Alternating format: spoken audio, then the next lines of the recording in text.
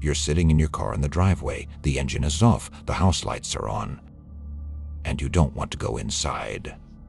Not because you don't love your family, but because you have nothing left to give them. You just spent 8 hours being a version of yourself you don't recognize, doing work you don't care about, absorbing pressure you'll never get credit for. So you sit there, hands on the wheel, staring straight ahead. And you tell yourself the same thing you always do. I'm a provider. This is what a good man does. But let's be honest about what you're actually providing. You sell 51 weeks of your year so you can buy 5 days on a beach in July. You sell your time in bulk, your energy, your patience, your presence, to buy back a thin slice of freedom at full retail price. That isn't a life. That's a bad trade. Yet somewhere along the way, you convinced yourself you were doing it for them. But here's what that really looks like. You are sitting in the auditorium at your daughter's recital. She's on stage. You're staring at the back of her head. And your mind isn't there with her. It's in a spreadsheet for a boss who doesn't even know her name. That's the cost. Not because you don't care, because you're depleted. And here's the lie that keeps the whole thing running.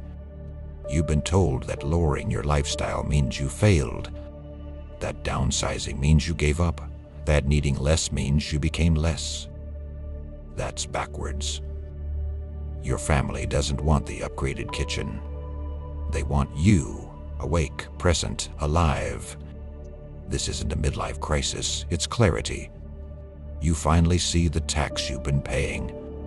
Not a money tax, an ego tax.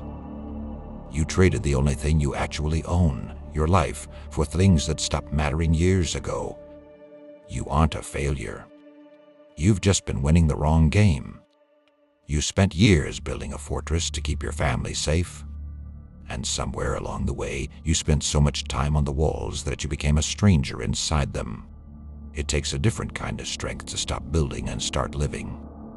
It takes more man to walk away from the corner office, to drive the dented truck, to say no to the house you don't need, than it does to keep signing checks and calling it success. Here's the math that matters. If it takes all of your working hours just to pay for a life you're too tired to enjoy, you aren't a provider. You're a break-even business. And break-even businesses don't have freedom. They have owners. The goal is to widen the gap. If you can live on half of what you make, you just bought back half of your life. You aren't just earning money anymore. You're earning time. But you can't buy your life back alone. So tonight, you go inside. And you don't go to the kitchen for a drink.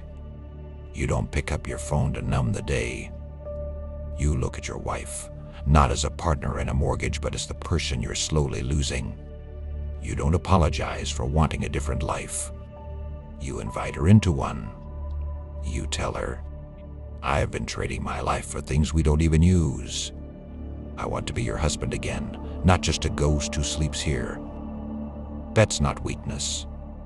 That's resurrection. You stop paying for the cage.